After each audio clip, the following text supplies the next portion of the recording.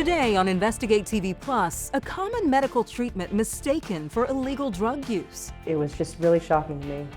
You know, in the beginning, I didn't understand why I was failing. A nurse loses custody of her 2 young children after repeatedly testing positive for meth. These are not one-offs. This actually is kind of just routine in our child welfare system. One family story and why experts say certain testing standards should be reconsidered. Then hunting hard drives and SD cards used by online predators. You could easily drop an SD card in a shirt pocket hung in a closet, and we may never find it. How police deploy a 4-legged detective to help sniff out evidence of crimes against children. Plus, using passion to light the way for preservation. We will get it done as an organization, there's no doubt in my mind. How one community hopes to anchor their history as the land around them disappears. In-depth stories that inform and inspire. You're watching Investigate TV Plus. 2 children taken from their mother because of her alleged drug use. I'm Lee Zurich. And I'm Tisha Powell, but that mother says she's never done drugs in her life. Instead, she believes a common treatment for asthma is to blame for her false positive test result. Investigative reporter Sierra Cummings gets an in-depth look at how a system in Georgia meant to protect children could be keeping them from their parents.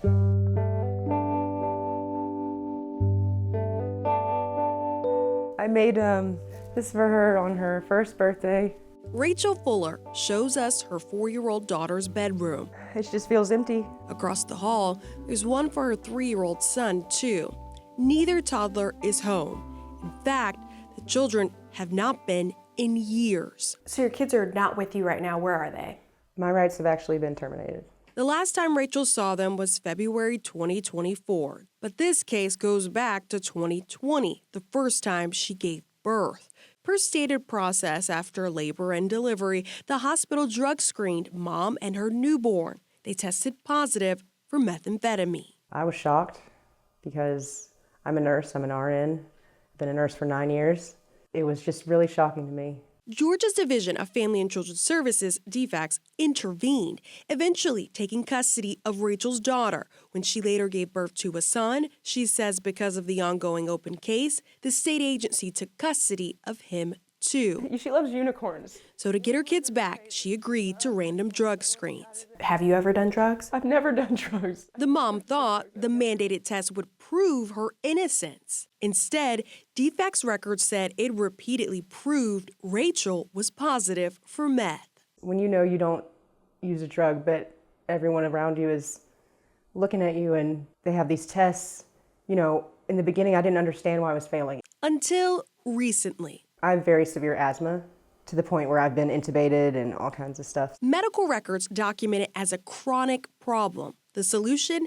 Inhalers. The inhaler shrinks blood vessels and tissue to open up airways. Rachel uses multiple, including this one, the over-the-counter nasal decongestion inhaler levomethamphetamine. Just as the name implies, the active ingredient, methamphetamine. And it's why Rachel believes her drug screens kept coming back positive. I love my kids more than anything, and it's not, I've never stopped fighting, and I'm never gonna stop fighting. I want my children back. Some labs contracted to do drug screens on behalf of the state do not perform a specialized test that distinguishes legal meth like medicine and inhalers from illicit meth like the street drug. That highly specialized test, known as the DL isomer.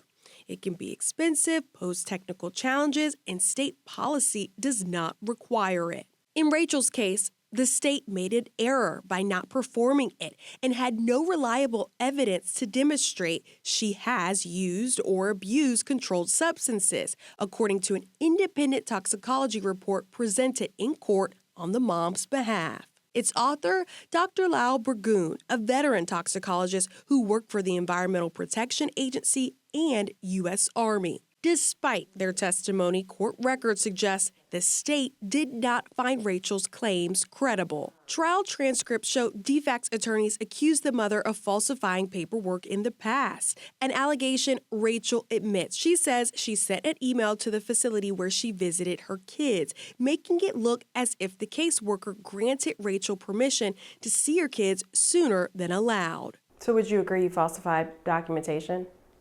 I do agree with that, but I shouldn't have been put in that position. I'm not a dishonest person, but anyone, when they're desperate enough for their children.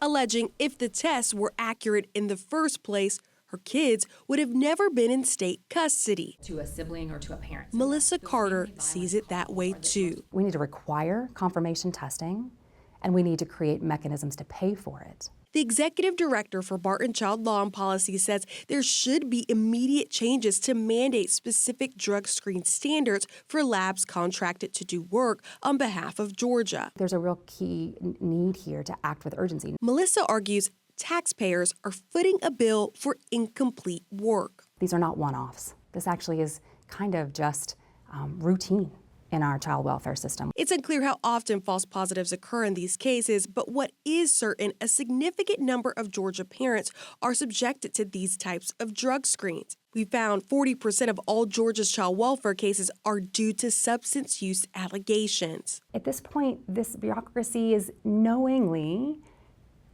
recommitted, doubling down, or at least sustaining its kind of routine practices of relying on these fallible drug tests. The system itself is perpetuating the very harm that it's supposed to be responsible for protecting children from. Protecting children like Rachel's. It's the worst feeling. It's been hell.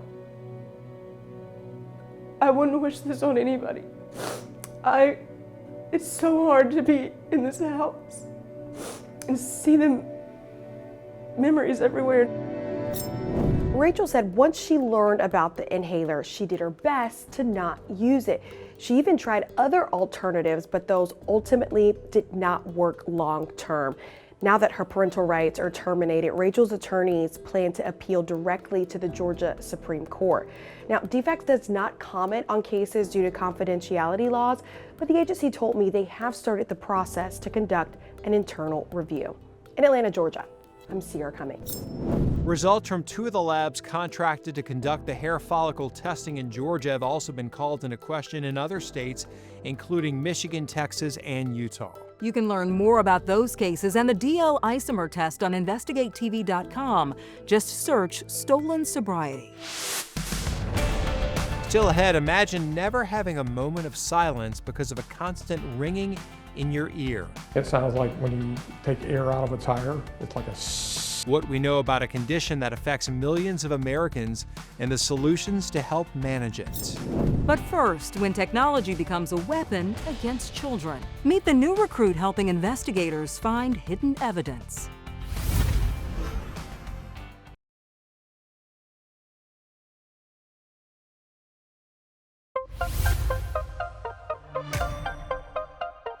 Electronic devices have become a constant in our lives, but this ability to connect instantly can put children at risk of online threats and exploitation. Cybersecurity experts say the spread of child sexual abuse material exploded with the rise of the internet, and oftentimes online predators hide their explicit material on external storage devices, such as a hard drive, thumb drive, or SD card. Searching a house, you could easily drop an SD card in a shirt pocket hung in a closet, and we may never find it. While criminals get smarter about digital evidence, law enforcement nationwide say they have a tool to help level the playing field. Reporter Christina Williams is in Toledo, Ohio, to show us how certain dogs are becoming detectives. Apps, video games, and chat rooms, internet predators are out there. From downloading or sharing child porn to luring in young children for photos or sex. There are plenty of people hiding behind keyboards and cell phones. Only the person they're pretending to be is far from the truth. The harm that's caused by these types of crimes in our community and in our nation is of the worst form. For law enforcement, catching online predators starts at a computer, but gathering evidence goes far beyond an office. He's trying to get in there, so I usually help him. That's where Oak comes in. He's a 2-year-old lab that works as a canine officer for the Ottawa County Major Crimes Unit. He's trained to sniff out adhesive that's used on storage devices where child sexual abuse material, or CSAM, could be hiding. So they would have a burner phone, or they'd have extra SIM cards or flash drives with all these images on it. And obviously those are small and easy to hide. Oak trains daily before every meal. 2 cell phones, 2 flash drives of different styles. And with a quick command, he can find any device where data is stored. Show. Yes, good boy. He'll blow out with air like he just took something he smelled, and then he'll sit down and he'll look at me, and then I will ask him to show me where he is supposed to pinpoint the odor, so he put his nose in between those last 2 books to indicate that that's where it was. It's work that can help officers build a case. Oak's handler is an undercover officer and cannot show his face, but says the work that his partner does is giving prosecutors a leg up. We are seeing an increase, and I'm not sure if that's due to the fact that there actually is an increase in the behavior, or if there's been an increase in the efficiency and effectiveness of the tools and the software that law enforcement is using to kind of find this material. James Van Erten is the Ottawa County prosecutor. He says CSAM cases are based on digital evidence, and finding it is key. Even the most thorough of law enforcement officers have the potential to miss, and he has helped and he has found things that we would have otherwise missed in numerous searches. Oak is one of 130 electronic storage detection canines all across the country. They're all trained at a facility in Indianapolis and then work with law enforcement on everything from child pornography to murder cases. We don't just use him here in Ottawa County, we use him throughout the state. Any agency who is in need at a search warrant for his services or for our services will show up. And with every sniff, Oak is trying to get offenders off the street, one digital device at a time. Yes, show. Yes, good boy. For the last decade, electronic storage detection canines have helped law enforcement in the U.S. track down criminals. In Tennessee, the Memphis Police Department gets an assist from Glitch. They say in 2 years, he was deployed 32 times and found more than 90 devices with child sexual abuse material. Memphis police say as a puppy, Glitch was actually training to be a service dog, but he tended to pull too hard on the leash and wouldn't stay out of the trash, traits that now serve him well as an ESD canine. Coming up, a sound only they can hear that never stops can lead to serious side effects for some patients. We get insight into when it's time to see a doctor and the solutions to help handle symptoms. Then later, one community's fight to restore a sinking structure that has guided souls to safety for hundreds of years.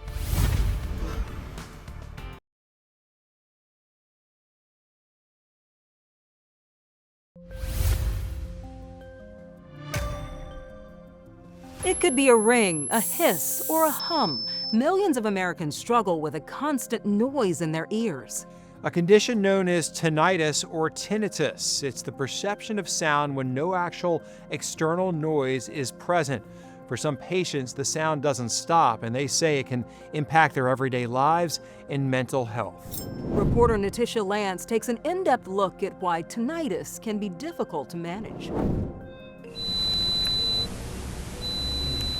Seeing an audiologist is an important part of maintaining Ken Siebert's well-being. I've had hearing aids for probably 20 years now. The device does more than help amplify his hearing. It also helps muffle the unwanted sounds he hears from tinnitus. That's nice. Don't have any wax in your ears or anything like that. Gautam Gosu is a doctor of audiology. He works with patients like Ken Siebert to help manage tinnitus. It's an unwanted sound that they're perceiving in the ear. Why do you say perception and perceiving? It's really hard to gauge from a medical standpoint what the person is feeling, perceiving. We just have to go by how they're explaining it. The American Tinnitus Association says more than 50 million American adults experience tinnitus, and the condition is chronic for 5 million of those people. It sounds like when you take air out of a tire, it's like a shh type of noise. For Siebert, it is constant. If you're listening to music, TV, anything, it can always be in the background of that. Siebert says he's had the condition for 30 years, which he's tried to manage with supplements, hearing aids, and even acupuncture. While some of the methods have helped, nothing has gotten rid of it completely. I hate to say it, but sometimes you almost get suicidal with how loud of this stuff gets, and it just drives you nuts. A study published in 2023 in Brain Sciences found those with tinnitus have higher rates of depression and suicidal ideation. Even in those cases, working with a psychologist, cognitive behavioral therapist or something like that, it really helps them. Determining the right treatment plan comes down to the cause, which can be tricky to identify. The tinnitus can come from as simple thing as a wax in the ear, hearing loss, to blood pressure, TMJ issues, dental issues, all the way to acoustic neuromas. Gosu says we all get ringing at some time or another, but suggests getting checked out if it's happening frequently. If you start noticing it like, 2-3 times a week or something like that, there might be something going on. The cause for the condition is unknown, but tends to be more common among those with loud jobs like musicians and veterans. But in cases like Siebert, there's no obvious explanation. Now it's just finding the best way to manage it. So I've tried everything, and I can't make it go away. The hearing aids help me overall to live a more wonderful life, if you will, but I still always have it in the background. Another option to help manage the condition, support groups. The American Tinnitus Association explains participants feel more empowered to navigate the unique challenges of the condition because they find a sense of community and practical advice. The association has information about in-person and online meetings nationwide. We've linked it on InvestigateTV.com. Just search tinnitus. Up next, from new paint to a new pier, the challenges to preserving a community's iconic landmark.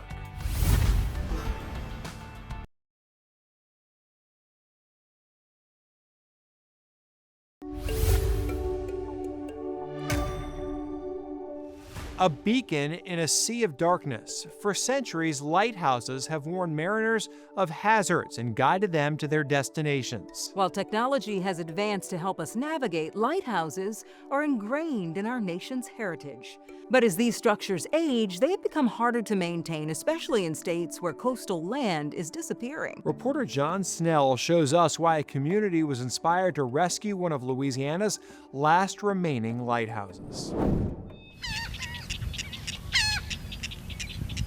On foggy mornings, as it has for close to 200 years, a light at the mouth of the Tchefuncte River powers through the murk to guide a mariner on his journey. So these 3 lenses here are LED. Jim McPherson is director of the Maritime Museum Louisiana, which manages the Tchefuncte River Lighthouse for the town of Madisonville. The lantern room at the top is a mix of old and new. There's a solar panel outside of the lantern room here, and if you see a wire coming in here, it goes to a 12-volt battery that feeds the light itself. First operated in 1837, it's been restored a few times now, but to this day serves its original purpose. It is a fully functioning aid to navigation. The ships and the supplies and the dairy products and everything that came from St. Tammany to New Orleans, there was no causeway, remember, came through here. So from a historic standpoint, we're not the only ones that have used this as our guiding light to get in and out. The people who love it are in a race against time as the land around the lighthouse sinks and erodes.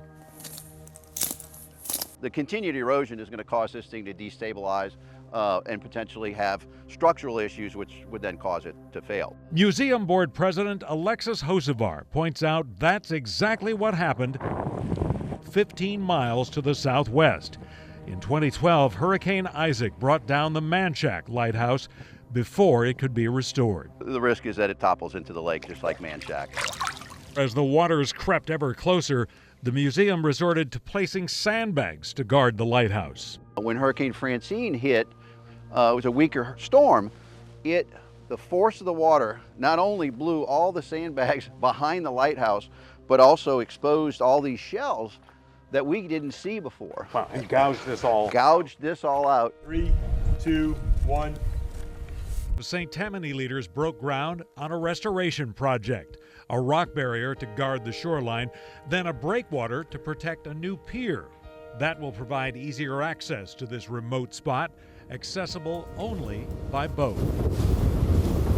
Funding flows from a combination of offshore oil revenues the state shares with parishes and money from the Coastal Protection Authority. The total cost of the land project runs about $3 million, but those are coastal monies already available. Now comes the next challenge, restoring the lighthouse itself. Hocevar believes that will run a couple million, money they have yet to raise. The National Park Service faced a similar issue when it began renovating the iconic Cape Hatteras Lighthouse in North Carolina. Here, too, the job will require scaffolding and TLC to remove the paint. And here, moss is attaching to the paint. Eventually will cause issues with that paint and break it down. Everybody loves it, but trying to get the funding, you can't do it with a bake sale. The maritime industry could be one source of revenue, history buffs another, or lovers of the nostalgia and romance of a bygone era. Is there any doubt in your mind you can get this done? I'm going to get it done. We will get it done as an organization. There's no doubt in my mind. In June of 2025, crews wrapped up construction of the rock barrier, and there's now a 50-foot buffer of land. What beautiful structures and a part of our history. Hopefully they get the money to restore it. You'd hate to see the same thing happen twice. Yes, No doubt about the other one. Yes. Well, that's it for us on Investigate TV Plus. I'm Tisha Pell. And I'm Lee Zurich. Thanks for watching.